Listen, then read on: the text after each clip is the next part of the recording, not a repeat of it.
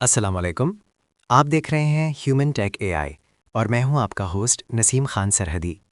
इस चैनल पर हम सीखते हैं ऑटोमेशन, आर्टिफिशियल इंटेलिजेंस और जदीद टेक्नोलॉजी बिल्कुल आसान उर्दू में।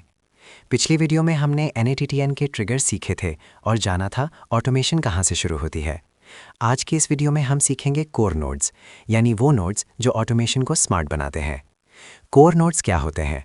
कोर नोड्स ऑटोमेशन की ब्रेन होते हैं। ये नोड्स फैसला करते हैं डेटा कहाँ जाए, क्या हो और अगला कदम क्या हो। आज हम 4 सबसे अहम कोर नोड सीखेंगे: set node, IF node, merge node और स्विच नोड।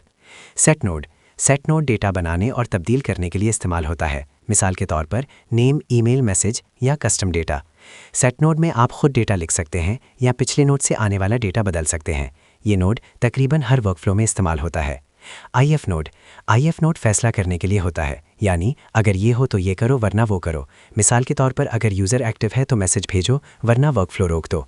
ये नोड ऑटोमेशन को इंसान जैसी सोच देता है। मर्ज नोड 2 या ज़्यादा डेटा स्ट्रीम्स को एक जगह जमा करता है। जब वर्कफ्लो में मुख्तलिफ जगहों से डेटा आ रहा हो तो मर्ज नोड बहुत काम आता है। ये नोड कॉम्प्लेक्स ऑटोमेशन के लिए बहुत ज़रूरी है।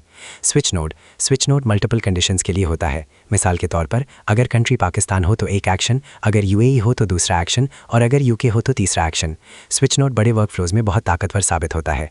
कोर नोड्स का फ़ायदा: set node data control, if node decision making, merge node data combine, switch node multiple logic paths. अब आप सिंपल ऑटोमेशन से स्मार्ट ऑटोमेशन की तरफ आ गए हैं। अगली वीडियो में हम HTTP रिक्वेस्ट नोड सीखेंगे, जिससे APIs और रियल वर्ल्ड ऐप्स को NATTN के साथ जोड़ेंगे।